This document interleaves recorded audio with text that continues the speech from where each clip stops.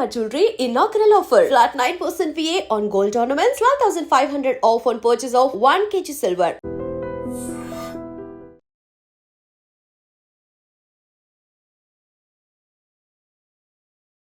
నమస్తే, welcome to I dream inside politics with Kavitha.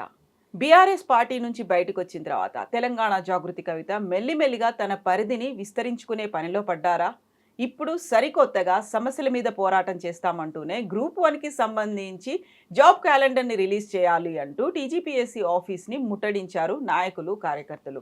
Kavitha target ఏముండబోతోంది? తన స్ట్రాటజీని ఎలా అమలు చేయబోతున్నారు? మనతో పాటుగా ఉన్నారు సోషల్ యాక్టివిస్ట్ కృష్ణకుమారి గారు. అమ్మ నమస్తే. నమస్తే. సో కవిత ఎపిసోడ్ చూసారు, ఆల్మోస్ట్ 2 వీక్స్ అవుతుంది. 2 వీక్స్ తర్వాత తన డెవలప్మెంట్ ఎలా ఉంది? తన పరిధిని ఎలా విస్తృతం చేసుకుంటున్నారని మీరు అనుకుంటున్నారు? ఇప్పుడు కవితకి తన అస్తిత్వం ఒక ప్రశ్నార్థకం అయిపోయిన పరిస్థితుల్లో టీఆర్ఎస్ పార్టీ అనండి, బీఆర్ఎస్ పార్టీ అనండి, ఆ పార్టీలో సస్పెన్షన్కి గురైన తర్వాత ఆమె గురి కావాలి అనుకున్నారా, గురి చెయ్యాలనుకున్నారా, ఏదైతేనే అది జరిగింది. జరిగిన తర్వాత ఇప్పుడు ఆమెకి ఆ ఫ్యామిలీ నుంచి యాక్సెస్ పోయింది ఒక రకంగా. అంటే పార్టీ అన్నా ఫ్యామిలీ అన్నా ఒకటే కదా, పోయింది. ఈ పరిస్థితుల్లో తన కొడుకు బర్త్డేకి కూడా పుట్టింటి నుంచి ఎవరు రాని పరిస్థితి. రానప్పుడు వాళ్ళ అమ్మ బట్టలు అవి ఇవి పంపించింది. ఆ రోజేదో సత్యనారాయణ వ్రతం చేసుకుంటారంట కొడుకు పుట్టినరోజుకి. తల్లి రాలా, బట్టలు అయితే వచ్చినాయి, పూజా సామాన్లు బట్టలు వచ్చాయి. అయితే తర్వాత అనిల్ది భర్త అనిల్ బర్త్డే రోజు తల్లి వచ్చింది. ఈ మధ్యకాలంలో అంటే ఈ 3వ తారీఖు బర్త్డేకి 11వ తారీఖు బర్త్డేకి మధ్యలో 9వ తారీఖు 11వ తారీఖు మధ్యలో ఈమె ఎక్కడ ఖాళీగా ఉండట్లా, ఏదో ఒకటి కలబెడుతోంది. ఈ కలబెట్టడం అంటే ఏంటి అంటే అసలు నేను ఫిట్ అవ్వాలి, సర్వైవల్. ఇంకా ఆమెకి ఇప్పుడు చావోరేవో. ఇవాళ ఆమె కేవలం తెలంగాణ జాగృతికి పరిమితమైన ఉపయోగం లేదు. సొంత పార్టీ పెట్టడం అంత ఈజీ ఏం కాదు. వాళ్ళ నాన్న మొదటి నుంచి చెప్తున్నారు కదా, పార్టీ పెట్టమంటే పాన్ డబ్బా పెట్టినంత ఈజీ కాదని. ఆ భయం ఉంది ఆమెకి. ఎట్లా దానికోసం అని చెప్పి ఆమె ఎక్కడ ఆగకుండా ఏదో ఒకటి సర్వైవల్ కోసం పోరాటం చెయ్యాలి. అది ఆరాటమా పోరాటమా తెలియదు, కానీ ఆమె అయితే మటుకు జనాల్లో ఉండాలని డిసైడ్ చేసుకుంది. ప్రతి సమస్యని ఆమె తడుతోంది. ఇప్పుడు ఫర్ ఎగ్జాంపుల్ సుదర్శన్ రెడ్డి గారికి నా మద్దతు అంది. ఆమె ఓటేసే పరిస్థితిలో లేరు, కానీ అందరూ ఓట్లేసే వాళ్ళే మద్దతు ఇచ్చారా? నాలాంటి వాళ్ళు, మీలాంటి వాళ్ళు, ఇంకొకరు అందరూ ఇచ్చింది నైతిక మద్దతు. ఆమె కూడా అది ప్రకటించింది. చాలా మంచి పని చేసింది. ఎందుకంటే సుదర్శన్ రెడ్డి గారు తెలంగాణ వ్యక్తి. ఆయన ఈ పోరాటంలో ఉన్నప్పుడు, నిరూపించుకోవాలి అనే ఉద్దేశంలో ఉన్నప్పుడు ఒక రకంగా తాడోపేడు అన్నట్టు దిగాడు ఆయన. ఎందుకంటే సరిపడా బలం లేదు, అయినా కానీ నేను ఫైట్ ఇవ్వాలి అనే ఉద్దేశంతో ఇచ్చాడు. కానీ మరి తెలంగాణనే అస్తిత్వం అనే ఉద్దేశంతో మీరు పోరాటాలు చేసిన వాళ్ళు, దాని ఫలాలు తీసుకున్న వాళ్ళుగా మీరు ఆయనకు మద్దతు పలకల టీఆర్ఎస్ పార్టీ. కానీ ఈమె టీఆర్ఎస్ కాకపోయినా కానీ మద్దతు పలికింది. ఇట్లా ప్రతి అంశాన్ని వదలట్లేదు ఆమె. ఆ విషయంలో ఎంతో కొంత ఫ్యామిలీలో ఒక చర్చ జరుగుతుంది. ఎందుకు ఇలా బయట ఉంచి మాట్లాడటం కన్నా లోపల పెట్టుకోవడమే కరెక్టు అనే ఉద్దేశం ఏదో ఉంది.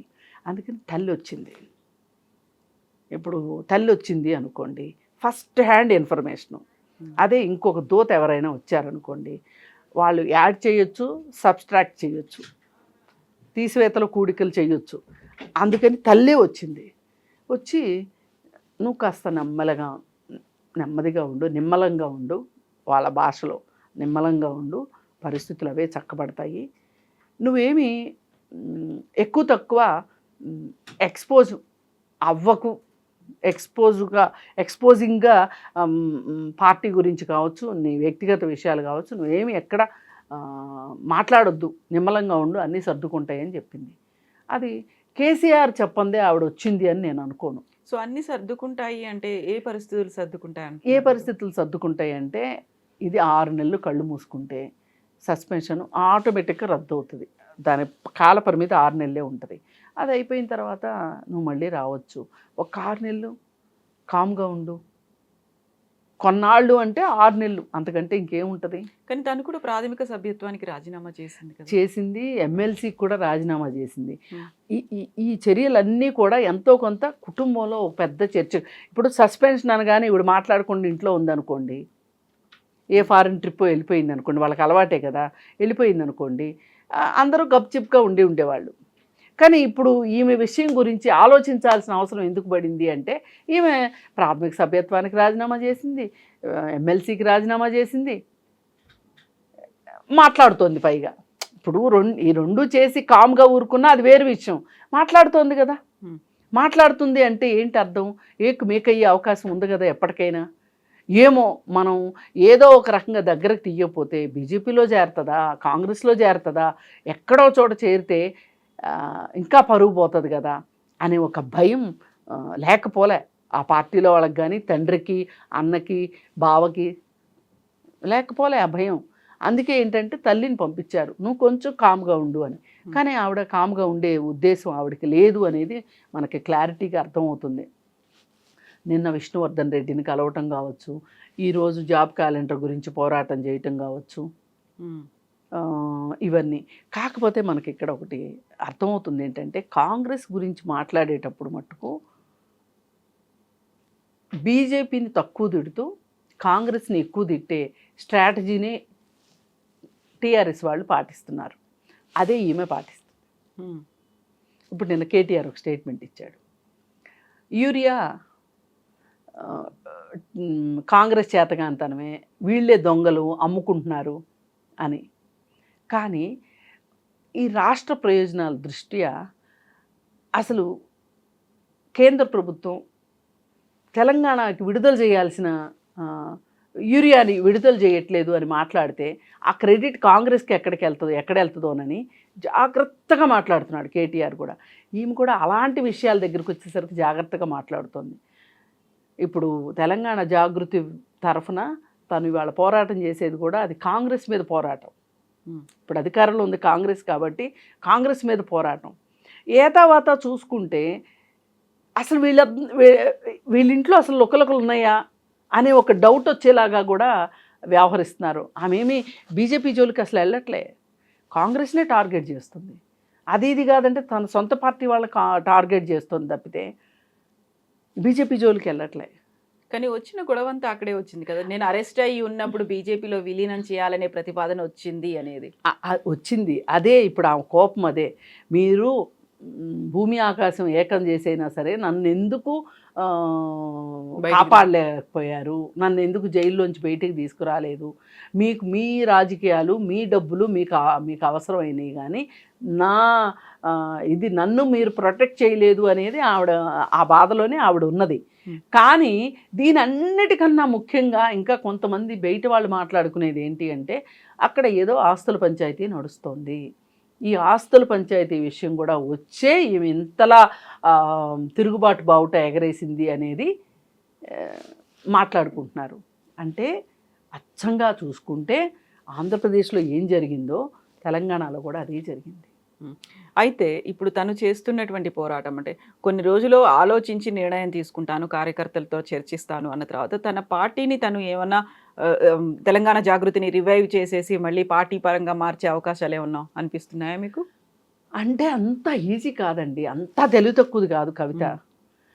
డబ్బులు పోగొట్టుకోవాలి. ఇప్పుడు పార్టీ పెట్టడం, పార్టీ నడపడం అంటే డబ్బు ఎలా అయినా సరే అదిలించో బెదిలించో తనకు కావాల్సింది సాధించుకోవాలి అనే ఒక మనస్తత్వం కవిత దగ్గరే మొదటి నుంచి ఉంది. అవసరమైతే బ్లాక్మెయిల్ చేస్తుంది, అవసరమైతే పోట్లాడుతుంది, అవసరమైతే ఏడుస్తుంది, అవసరమైతే ఏదైనా చేయగలిగిన కెపాసిటీ ఉంది. ఇంట్లో కూడా ఆ విధంగానే ఆమె నెగ్గుకొచ్చింది. కాకపోతే ఈ ఆస్తుల పంచాయతీ ఇప్పుడు అక్కడ షర్మిలాది అదే ఆస్తుల పంచాయతీ. ఇప్పుడు షర్మిల పార్టీ పెట్టింది, ఏం చేసింది చెప్పండి? కాకుండా తను ఆ మాట కూడా చెప్పారు కదా, పోలికలు వద్దు అనే మాట కూడా తనే అన్నంత మాత్రాన అవుతుంది ఏంటి? మాట్లాడుకోకుండా ఎవరు ఊరుకోరు. పార్టీల్లో నుంచి బయటకు వచ్చి పార్టీలు పెట్టిన వాళ్ళు ఎంతమంది బతికి బట్టగట్టారు? ఇప్పుడు కాంగ్రెస్ నుంచి బయటకు వచ్చి పార్టీలు పెట్టిన వాళ్ళు ప్రణబ్ ముఖర్జీ కంటే ఏం గొప్పది కాదు కదా కవిత కానీ షర్మిల కానీ. ప్రణబ్ ముఖర్జీ బయటకు వచ్చి పార్టీ పెట్టి మళ్ళీ వెళ్ళి కాంగ్రెస్లో కలపలా? ఇట్లా కలిపిన వాళ్ళు చాలామంది ఉన్నారు. ఏదైనా నిలబడింది ఆ పార్టీలో నుంచి బయటకు వచ్చి నిలబడింది అంటే మమతా బెనర్జీ తప్పితే మిగతా వాళ్ళు ఎవ్వరూ కూడా అంత ఇదిగా బతికి పట్టగట్ల. ఇప్పుడు ఉన్నటువంటి పరిస్థితుల్లో ఇంకొక పార్టీని పెట్టాలి అంటే ఆ అవసరం, ఆ గ్యాప్ అనేది ఉందంటారా? లేదు, అసలు గ్యాప్ లేదు. ఇవాళ తెలంగాణలో గ్యాప్ లేదు. ఎందుకంటే ఏ గ్యాప్ వచ్చినా సరే, ఏ పార్టీలో అసంతృప్తి వచ్చినా ఆ అసంతృప్తి వచ్చిన వాళ్ళని ఇముడ్చుకోవడానికి బీజేపీ కాచుకుని కూర్చుంది. చేర్చుకోవడానికి నీళ్ళల్లో ముసలి మాదిరి తల బయటికి పెట్టి నోరు తెరిచి కూర్చుంది. వస్తే వేసేయాలి అన్నట్లు. అలా ఆ ఉద్దేశంలో ఉన్నప్పుడు కవితకి ఎక్కడ ఛాన్స్ వస్తుంది? అవసరమైతే కవితనే ఇముడ్చుకునే పరిస్థితిలో ఉన్నారు వాళ్ళు. అదొక వాషింగ్ మిషన్ పార్టీ, అందరికీ తెలిసిందే కదా, మనం ప్రతిసారి చెప్పుకోకర్లా. అంతేగాని ఈమె పార్టీ పెడితే ఈమె పార్టీలోకి వచ్చేది ఎవరు చెప్పండి? ఏముందని వస్తారు ఈమె పార్టీలో? చేసినటువంటి పోరాటం, సమస్యలు, ఏ పోరాటం అవన్నీ టీఆర్ఎస్ పార్టీకి అనుబంధంగానే ఉన్నాయి, బీఆర్ఎస్ పార్టీకి. అసలు ఇప్పుడు ఇంత చేసి మనందరికీ ఒక పెద్ద కన్ఫ్యూషన్ క్రియేట్ చేశారు వాళ్ళు. అసలు ఇది టీఆర్ఎస్ పార్టీయా బీఆర్ఎస్ పార్టీయా చెప్పండి మీరు? ఇప్పుడు ప్రస్తుతం బీఆర్ఎస్ పార్టీలోనే ఉన్నారు. బీఆర్ఎస్ పార్టీ అది. మరి అసలు వేరే ఏ రాష్ట్రంలోనూ ఎక్కడ ఏమి సుయి చేయలేదు. పక్కనున్న ఆంధ్రప్రదేశ్లో కూడా పోటీ చేయలేదు వాళ్ళు కనీసం. ఎక్కడో దాకా ఎందుకు? ఆయన కోసం పూలాభిషేకాలు పాలాభిషేకాలు చేశారు ఆంధ్రాలో, కట్అవుట్లు పెట్టి. అక్కడే పోటీ చేయలేదు. నువ్వు కనీసం సౌత్కి కూడా పరిమితం కాలేదు. బీఆర్ఎస్ పార్టీ ఎట్లా అవుతుంది చెప్పండి? అధికారికంగా పేరు మార్చుకున్నారు కదా గెజెట్లో. అదే నేను అంటున్నానండి. ఇప్పుడు మార్చుకున్నారు కరెక్టే. మార్చుకున్నందువల్ల ఉపయోగం ఏంటి చెప్పండి? మళ్ళీ భవిష్యత్తులో వచ్చే ఎన్నికల కోసం మళ్ళీ అప్పుడు స్ట్రాటజీ చేస్తారేమో. ఇప్పుడు ఇది వర్కౌట్ అవ్వలేదు, ఓడిపోయిన తర్వాత దాన్ని ఎక్స్పాన్షన్ చేయలేకపోయారు. అదేనండి, పార్టీలు అంత ఈజీ కాదు. పార్టీలు పెట్టిన తర్వాత నడపటం అంత ఈజీ కాదు. ఇప్పుడు మన దేశం మొత్తం మీద 460 పార్టీలు ఏమో ఉన్నాయంట. అందరికీ తెలిసిన పార్టీలు ఎన్ని చెప్పండి? వేళ్ల మీద లెక్క పెట్టచ్చు. ఒక 10 పార్టీలు అందరికీ తెలిసిన పార్టీలు. మిగతా పార్టీలన్నీ ఏం చేస్తున్నాయి చెప్పండి? పార్టీ పెట్టమని రీజనల్ పార్టీలుగా ఉన్నాయి చాలా వరకు. ఎంత రీజనల్గా ఉండేవ్వండి, కానీ ఎక్కడో చోట వినపడదా? ఇప్పుడు బీహార్ ఉందండి. బీహార్లో ఎన్ని పార్టీలు ఉన్నాయో అందరికీ తెలుసు కదా. నేను అనేది అది. ఇప్పుడు ఉత్తరప్రదేశ్ ఉంది, ఎన్ని పార్టీలు ఉన్నాయి? పేరెన్నిక గన్న పార్టీలు ఎన్ని? కానీ ఊరికి పేరుకి రిజిస్టర్ అయి ఉంటాయి పార్టీలు. ఏమిది కూడా అట్లా రిజిస్ట్రేషన్ అవుతుంది. 466 పార్టీలు ఏమో అని మొన్న మధ్య ఒకసారి ఒక లెక్క వచ్చింది. దానికి ఇంకో నంబర్ యాడ్ అవుతుంది తప్పితే ఆమె చేయగలిగేది ఏమీ లేదు. ఇప్పుడు మా తాతల నేతులు లాగారు, ఇప్పుడు మూతులు లాగుతామంటే కూడా పరిస్థితి లేదు. ఎందుకంటే ఈమె ఇవాళ అసలు టీఆర్ఎస్ బీఆర్ఎస్ పార్టీయే లేదనుకోండి, ఈమె ఒక ఉద్యమ సంస్థగా ఉందనుకోండి తెలంగాణ జాగృతి కింద. పోనీ తెలంగాణ జాగృతిగా ఈమె విస్తరించే అవకాశం ఉంటుంది. కానీ ఈమె ఉన్నది ఆ అంబ్రెల్లా కిందే కదా, ఇంకా బయటికి రాలేదంటారా? ఎక్కడ వస్తుందండి? వాళ్ళు కూడా అదే అన్నారు కదా. అసలు ఆమె మా పార్టీలో అంతర్భాగమే కాదని కేటీఆర్ స్టేట్మెంట్ ఇచ్చిన తర్వాత అది ఒక ఉద్యమ రూపం అని చెప్పారు తెలంగాణ జాగృతి అనేది. ఆయన ఇచ్చారు కదా. ఆమె ఎప్పుడు మా మా మా పార్టీలో భాగస్వామ్యం ఉంది అన్నంత లెవెల్లో మాట్లాడాడు వాళ్ళ బ్రదరు. మరి కోపం వచ్చేస్తుంది కదా వాళ్ళకి. సో ఇప్పుడు ఏం జరుగుతుంది అనుకుంటున్నారు? ఏం చేస్తుంది? ఏమీ చేయదండి, ఇలాగే చేస్తూ ఉంటుంది. చిన్న చిన్న అస్తిత్వ పోరాటాలు చేస్తూ ఉంటుంది. ఆ అస్తిత్వానికి కూడా ఒక దారి తెన్ను కనిపించట్ల. ఇప్పుడు ఒక పార్టీ అంటే దానికి ఒక లక్ష్యం, దానికి ఒక సిద్ధాంతం, దానికి ఒక కార్యాచరణ, దానికి ఒక భవిష్యత్తు దిశానిర్దేశం ఇవన్నీ ఉంటాయి. ఒక పార్టీ అంటే ఆ పార్టీకి ఇవన్నీ లక్షణాలు. ఇప్పుడు పరిస్థితి ఎలా ఉందంటే ఈమె ఏదన్నా మాట్లాడగానే ఆ పార్టీలో నుంచి నలుగురు వచ్చి మాట్లాడేస్తున్నారు. ఇదివరకు చిన్నమ్మ గారు అనుకునే వాళ్ళు కూడా వచ్చి నీ సంగతి చెప్పమంటావా అని మాట్లాడుతున్నారు. అది ఇప్పుడు ఆవిడ పరిస్థితి. ఇప్పుడు మొన్న ప్రకాష్ గారు ఏంటి చెప్పమంటావా అని మాట్లాడారు కదా. మామూలుగా అయితే కేసీఆర్ బిడ్డగా ఆ మాట అనగలుగుతారా చెప్పండి? ఒకప్పుడు అసలు ఆయనకి మంచినీళ్ళు ఉన్నాయా లేవా అన్నట్లుండేది ఆ పార్టీలో. ఆయన ఇవాళ గొంతెత్తి మాట్లాడగలిగారా? రేపు ఇంకొకళ్ళు మాట్లాడతారు, ఎల్లుండి ఇంకొకళ్ళు మాట్లాడతారు. ఈమె అనవసరంగా ఈమె పరువు ఈమె తీసుకుంటున్న పరిస్థితిలాగా చేసుకుంటుంది. అందుకని చేయగలిగింది ఏమీ లేదు. నేను నిరాశతో కాదు చెప్పేది, ఈ దేశంలో మహిళలకి రాజకీయాల్లో ఇచ్చే ప్రాధాన్యత పాత్ర గురించి మొత్తం స్టడీ చేస్తే మనకు అర్థమయ్యేది, ఎక్కడో ఆ ఇంట్లో ఇంకో మగపిల్లాడు లేకపోతే తప్పితే ఆడపిల్లకి సరి అయిన ప్రతిపత్తి లేదు. ఒక్క డిఎంకే పార్టీలోనే కనుమొళికి మాత్రమే నడుస్తుంది. సుప్రియా సూలే ఉంది అంటే సుప్రియా సూలేకి బ్రదర్స్ లేరు కాబట్టి ఉంది. ఇంక మీరు చెప్పండి, ఎవరున్నారో చెప్పండి. మహిళల రిజర్వేషన్స్ ఉన్నాయి స్థానిక సంస్థల్లో, ఖచ్చితంగా చచ్చినట్టు ఇస్తున్నారు కార్పొరేటర్సు, కౌన్సిలర్సు. ఒక మహిళా కార్పొరేటర్ పక్కన భర్త పేరు లేని కౌన్సిలర్ని చూపెట్టండి, పేపర్లో అడ్వర్టైజ్మెంట్లు వస్తాయి కదా. ఖచ్చితంగా క్లియర్గా తెలిసేది ఏంటి అంటే అక్కడ భర్త రాజకీయం నడిపిస్తున్నాడు, భార్య ఫోటో మాత్రమే ఉంటుంది అనేది మనకి క్లియర్గా అర్థమవుతుంది. ఏ అడ్వర్టైజ్మెంట్ అన్నా చూడండి. ఇది నేను చాలా బాధతోనూ చాలా కోపంతోనూ మాట్లాడుతున్న మాట. ఇది సిగ్గులేదు ఈ మగవాళ్ళకి? మీకు భార్య పేరు పక్కన మీ పేరు పెట్టుకొని మీరు రాజకీయం చెయ్యాలా? ఏం తట్టుకోలేకపోతున్నారా? ఆడవాళ్ళకి ఆర్టీసీ బస్సులో రిజర్వేషన్ అంటే తట్టుకోలేరు, టికెట్ లేదు అంటే తట్టుకోలేరు, ఉద్యోగాల రిజర్వేషన్ అంటే తట్టుకోలేరు. ఎందుకు ఇంత తట్టుకోలేనితనం దేనికి? ఒక్క మగవాడైనా సరే పక్కన భార్య పేరు పెట్టుకుంటున్నారా? ఎందుకు భార్య పేరు పక్కన భర్తల పేర్లు ఎందుకు వస్తున్నాయి? అసలు ఆ మధ్య మొన్న గుజరాత్లోనే ఎక్కడో చూశాను, అసలు మీటింగ్లో కూడా భర్తే కూర్చున్నాడు కుర్చీలో, భార్య కూర్చోవాల్సిన కుర్చీలో. ఢిల్లీ సీఎం పక్కన కూర్చున్నారు. రేఖ పక్కన. ఇంకా మున్సిపాలిటీలో అయితే ఇంకా దరిద్రం ఏంటో చెప్ప, వాళ్ళు అసలు రారు మీటింగ్కి, వీళ్ళే వెళ్ళి కూర్చుని వీళ్ళే మాట్లాడతారు. సంతకాలు మాత్రమే పెడుతున్నారు ఆడవాళ్ళు. అందుకని ఇలాంటి పరిస్థితి ఉన్న మన దేశంలో కవిత తిరుగుబాటు బావుట ఎగరేసి ఇప్పటి వరకు రాజకీయాల్లో ఏమైనా సంపాదించుకుని కరిగించుకుంటా అని పనికొస్తుంది తప్పితే ఈ కోపము, ఆవేశము, దుఃఖము ఇవన్నీ కూడా ఆమెను రాజకీయాల్లో సుస్థిరంగా నిలబెట్టడానికైతే పనికిరావు. Thank you so much. Thank you. నిజంగా ప్రస్తుతం ఉన్నటువంటి సమాజం దేనికి ప్రయారిటీ ఇస్తుంది?